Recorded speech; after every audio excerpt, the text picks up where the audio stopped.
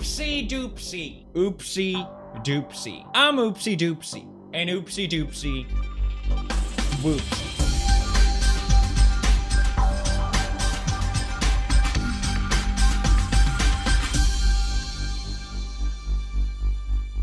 Oh, let's sigh. Good evening. I'm Gloria Borger. I wasn't planning to make another video about this, but then Vox went ahead and published not one, but 2 articles about PewDiePie. I'm so sick of this guy. Vox owns The Verge, which means that this is actually the 3rd video in a week that they post smearing him as an anti-Semite and now white supremacist. Wow, they must really like this guy. PewDiePie's ties to white supremacy spell serious trouble for the future of YouTube. Ignoring that incredible headline just for a moment, if you think just for a second they picked a photo where I'm blinking as the main photo for this article as a cheap attempt to make me look as bad as possible, then you're wrong, okay? This is actually how I record all my videos, and in case you're new to my channel, it's just the thing I do, okay? So not sure what happened here? Well, let's read some headlines to investigate, because that's the best way in the world to get your facts.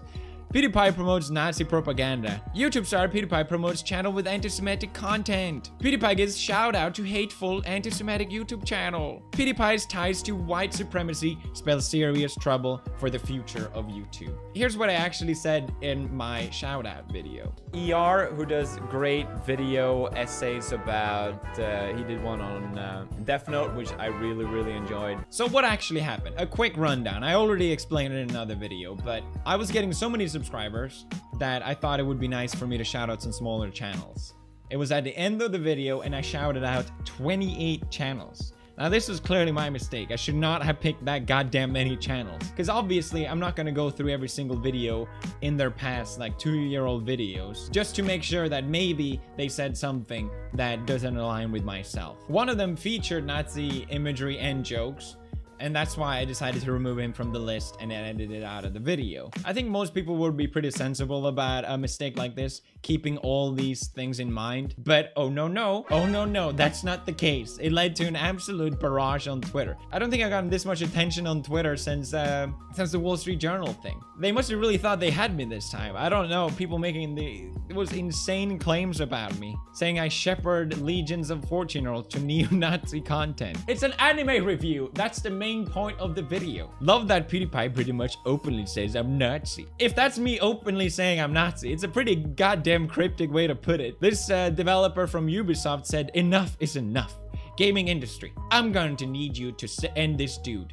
You know exactly who you are. Cut ties with him now." Don't worry, she's just spreading her positivity, guys. Please don't be mean. This is just spreading positivity. Now, she apparently removed that she's working for Ubisoft after this, so I don't know if she actually got fired or not. I responded in my first video saying that I didn't actually know these references, and basically, oh well, this was pretty dumb. I'll delete him from the recommendations. That's pretty much all I can do at this point. Thinking that would be it. But oh no. Oh no. The number one argument that was I've seen this argument being thrown around constantly on Twitter and in media, and I'm just going to use Huffington Post as an example, but so many people have been using this argument against my defense, saying I actually didn't know. PewDiePie's excuse for promoting racist YouTube content includes more racist content, saying that, okay, maybe he didn't know about the 2-year-old videos and the videos on his other channel, saying that, well, the video that he recommended had jokes about Heather Heyer's death in it and making fun of an autistic black guy. We have him now, boys. Ladies and gentlemen, we got him. The video pointed to Heather Heyers. How could he? I don't know who this is. I'm sorry. I don't mean to be disrespectful. I honestly, genuinely have no idea who this is. I know about the Charlottesville incident, and I know someone died there. And basically, The Verge wrote this as well, saying that there was aerial footage of the moment when a car drove through the crowd of people during the white supremacist-led Unite the Right rally in Charlottesville last year. So this was the video that I recommended specifically. I get it. It sounds pretty bad. But let's just take a second to watch what that footage looked like. That victim will die of a heart attack. This is 37 so, for example, minutes into say you the write video, the name of a woman and that she will die by being struck by a car. However, there's too much the way for a car to hit her. Because the situation is impossible, and thus the cause of death as well, the woman would die of a heart attack. Deathflix didn't get far enough into reading the rules on the Wikia page. Now, obviously, I blurred the footage, not because I don't want to show it, but specifically because I don't want to instantaneously transform 76 million people into Nazis, which is definitely what's going to happen if anyone sees that footage. Obviously, I didn't know about this footage. I think most people outside of the United States don't know about this footage. I tested it out on a couple people just to make sure I wasn't crazy, but that was the case. No one knew about this footage. And ER put it in there as a joke. And it's an extremely edgy and inappropriate joke, and I would not have publicly recommended this video if I knew about it. But the hidden reference of it is the joke. That this really horrific footage, most people won't even recognize it, that's in there without most people recognizing it, is the joke. Secret Nazi jokes, everyone. They've been around for literally since the age of the internet. And and even just showing this footage, pushing for that this is white supremacy, is the reach is still very far. This guy followed up with saying, "To the trolls." That's right, if you criticize someone, you're a troll! They're saying Pewdiepie didn't know who Heather Heyer was. Last year, he tweeted about a photo of white nationalists marching with tiki torches saying this, "These guys clearly watch one too many Pewdiepie vids." Now, I don't remember tweeting this at all, to be honest. What I did remember tweeting was this. I don't have a high-res photo because I have a bot that deletes all my tweets. It's a long story. "Dear Nazis, stop looking so identical to me. You're really not helping my case." This image that Huffington Post used for the Charlottesville rally does look strangely a lot like me. That was all I joked about. This doesn't prove that I knew that aerial footage. It has nothing to do with it. The second argument was that in the description of the video, it had a racist, edgy joke in it. That's right, the description. How could I have been so stupid? The thing that everyone checks constantly. So these two facts is what most people have been using online as evidence against that. Oh, he knew what he was doing. Okay? It's like, oh, well, he made Nazi jokes in the past, so obviously he's 100% guilty. It's like logic conveniently gets thrown out the window for the sake of lambasting me. And it's just, you're really just exposing yourself for having idiotic ideas and cannot look more than 2 seconds deeper into an issue. Does all of this really justify calling me a white supremacist by the Vox? When have I ever expressed myself in that way? Now, looking at the Vox article, because it's hilarious, they first of all, can't even get my name right. I get it, it's really hard. Writing is hard, it's not expected from journalists. Pewdiepie! Vox talked in this article about my alliance with the alt-right. This is something I've been accused of before and have said, no, that's not true. They mention the alt-right 29 times in this article. It's almost like they're obsessed with these things. So what are the evidence that ties me to the alt-right according to Vox? Well, get this, guys. I don't even know if I should bring this up because I don't know if I want to expose myself to this hard-hitting evidence and facts that they got me with. I reviewed Jordan Peterson's self-help book.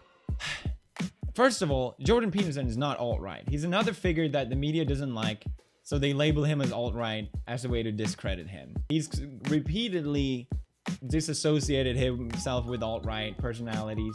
And second of all, reviewing a book doesn't mean anything. It's not proof of anything. It's literally a self-help book. It's the least controversial thing I've read in so long. The second argument that Vox had, or evidence that I have ties to the alt-right, is because I followed people on Twitter that they deem alt-right, such as Ben Shapiro and Lacey Green, among others. That's right, Lacey Green, alt-right hero, everyone. You remember that?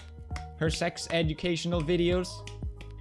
Deep diving Nazi imagery. You just gotta dig a little deeper. Very hidden references. Way more hidden than ERs. Lol, according to Vox, being followed by Pewdiepie means you're alt-right. So what if I follow Vox? Does that mean Vox is alt-right? Oh. Can't wait to see your response to this, Vox. I basically have you in a corner now.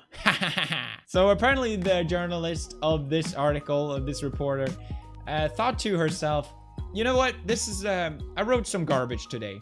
But you know what? Not dumb enough. I need to make it even more stupid. So she went to Twitter and wrote, as an addendum to my 2 recent articles on the potential for serious extremist radicalization that Pewdiepie and his 76 million followers represents on YouTube. Everyone who's watching this video, everyone that's subscribed to Pewdiepie represents serious radicalization extremist radicalization. Seems like a pretty fair description. I mean, the views of this reporter comes across pretty clear when it's not through the editorial framework. And she basically says that a kind reader pointed out this recording of a stream in which Pewdiepie plays Pavlo with a player. And it's this guy with a, I don't know how to explain it. It's this guy with a parody of a Jew image and Jew mocking name, basically. This person is so stupid, I honestly genuinely feel bad for her. Whether or not he knew, he apparently hangs out in gaming communities where it's possible to game with people using anti-Semitic slurs and avatars. It's a public video game, and I didn't even interact with this guy. It's like holding me accountable for going outside and having the views with other people. I've even seen this clip 100 times. I didn't even notice the guy's name. You've been on the internet for a while. Yeah, I'm just gonna say, hey man, I really appreciate your content. You've gotten me through some tough times, and I respect the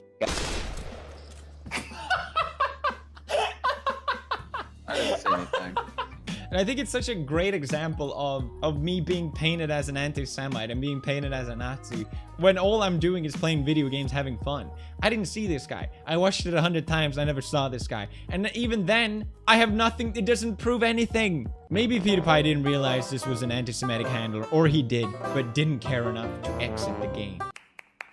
I should have done the right thing, guys. I should have just exited the game immediately. Now that's what this is all about. This whole thing is just a giant guilty by association. Reviewing a guy's book, how could he? Playing in a public video game, following someone on Twitter.